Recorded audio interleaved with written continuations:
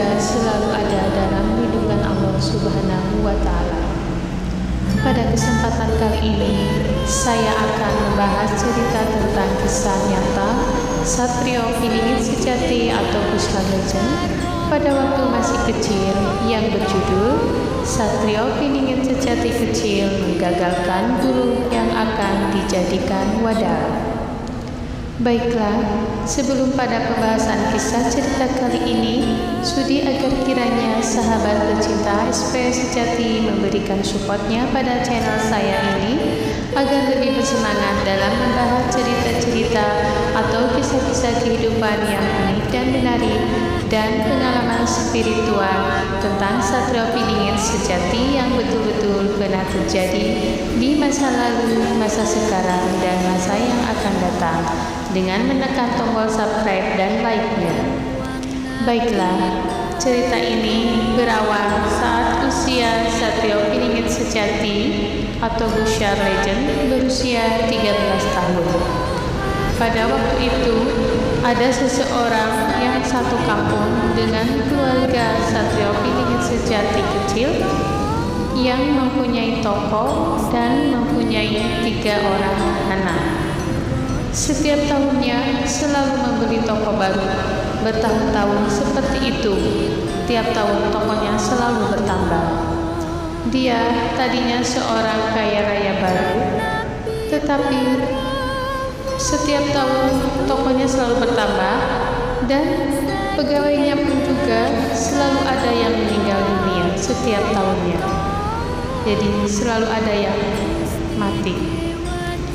Tetapi sebelum pegawainya itu mati, pegawainya itu selalu dikasih kesenangan terlebih dahulu, seperti dibeliin rumah, dikasih uang.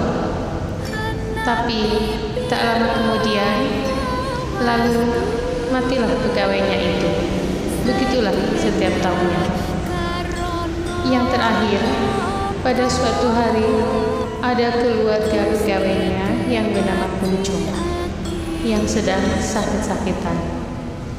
Keluarga itu datang ke rumah mbahnya Satrio Piningit Sejati atau Pusaka Legend untuk meminta pertolongan. Lalu begitu dilihat mbahnya bilang, "Oh, ini bisa diobati, tapi yang bisa mengobatinya bukan saya. Dia adalah cucu saya sendiri, yaitu Pusaka Legend. Walaupun dia masih kecil, tapi makomnya ini sudah di atas level tinggi sepuh spiritual Pulau Jawa dan Nusantara." Setelah itu, tak lama kemudian, mbahnya semedi. Setelah semedi pakai ilmu Jawa, "Oh, ini obatnya harus pakai beras, digoreng, ditumbuk sampai jadi warna hitam.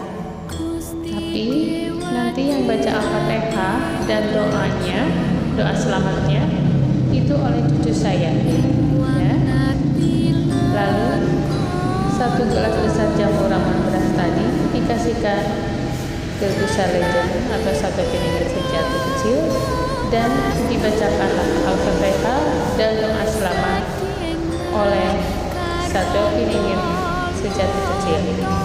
Terus sesudah dibaca, ditiupkan 3 kali ke gelas itu, lalu diambil sama mbahnya dan dikasihkan kepada keluarganya Kuncung. "Ini harus diminum 1 hari 1 sendok ya, insya Allah," kata mbahnya. Setelah diminum tiap hari, alhamdulillah keadaan Kuncung itu sehat. Tetapi apa yang terjadi di luar dugaan, tak lama kemudian anak yang punya toko itu mati 3-tiganya. Yang punya toko jadi kebingungan, kenapa bisa seperti ini? Padahal pegawainya itu sudah dikasih rumah, sudah dikasih duit, tetapi pegawainya itu tidak mati seperti pegawai-pegawai sebelumnya. Malah balik menjadi ketiga anaknya yang mati. Akhirnya keluarga Kuncung datang lagi ke tempat Mbah Satrio Piningit Sejati kecil atau Pusaka Legend dan memberitahukan kejadian itu. Katanya, semua anaknya pada mati, tinggal suami istri yang punya toko itu saja yang masih hidup. Gimana, Bu? Keluarganya Kunjung memanggil Mbak Negri. Gimana, Bu? Takutnya nanti mereka masih mengganggu lagi anak saya Kunjung. Udah, nggak apa-apa, kata mbaknya. Bisa aja. Kamu minta pegangan lagi atau doa lagi sama cucu saya. Lalu Sabda Pinang Sejati atau Gusti Abdullah dipanggil dan disuruh mbahnya membuat pegangan atau mendoakan lagi Kunjung. Walhasil tak lama kemudian, setelah beberapa lama, suami istri itu pun akhirnya meninggal dua-duanya. Dan akhirnya katanya itu diambil alih oleh saudaranya. Itulah pengalaman waktu kecil Satrio Piningit Sejati atau Busyar Legend. Semoga bisa menjadi pelajaran bagi kita semua. Kita ambil hikmah dari kejadian ini. Dari kisah ini, akhirnya sia-sialah suatu usaha yang sudah dirintis dari nol jika kita menggunakan cara yang tidak benar atau yang bertentangan dengan nilai-nilai agama yang mengorbankan seseorang untuk dijadikan tumbal atau wadah demi kepentingan pribadi untuk menumpuk harta. Demikianlah para sahabat Satrio Piningit Sejati, pembahasan cerita keunikan atau keistimewaan Satrio Piningit Sejati waktu kecil yang bisa saya sampaikan untuk sekarang ini.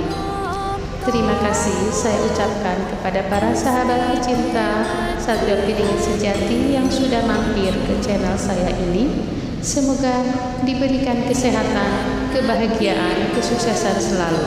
Akhir kata, saya mohon maaf yang sebesar-besarnya jika ada kebenaran itu datang dari Allah Subhanahu wa Ta'ala, dan jika ada kesalahan atau kekhilafan itu karena kedoifan atau kefakhiran ilmu saya. Salam sejahtera.